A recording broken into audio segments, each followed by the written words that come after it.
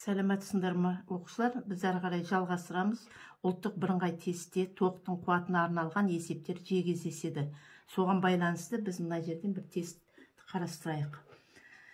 Кернеуі 110 вольт тұрақты тоқ көзіне қосылған. Ұзындығы 5 метр, көлденең қимасының диаметрі 0,125 мм нихром сымынан жасалған қызғыштың қуатын анықтаңыз дейді. Нихромның меншікті кедергісі 110 көбейту 10⁻8 дәрежесі 10 метрге тең.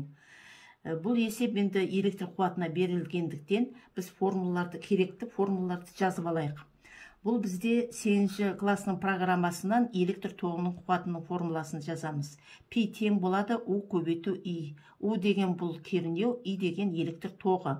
Одан кейін тізбек бөлігіне арналған Ом заңын жазамыз. И тең болады У бөлінген Р.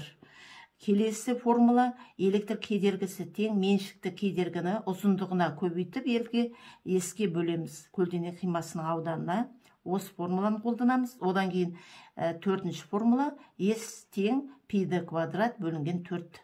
Осы 4 формуланы қолданымыз керек. Енді есептің шартын жазып алайық.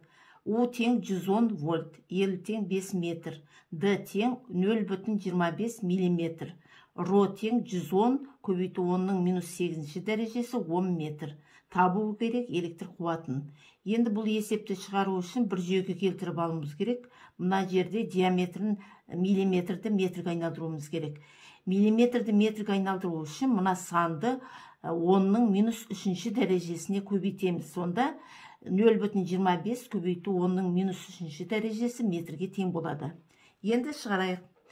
Электр тоғының қуатын жазамыз. Пи тең болады У көбейту И. Енді мына Идің орнына тізбек бөлігіне арналған Ом заңын жазамыз. У көбейту У бөлінген Р дейміз. Енді жинақтаймыз, сонда У квадрат бөлінген Р. С жаңа ауданды табу үшін пиді квадрат бөлінген 4 формуласын аламыз.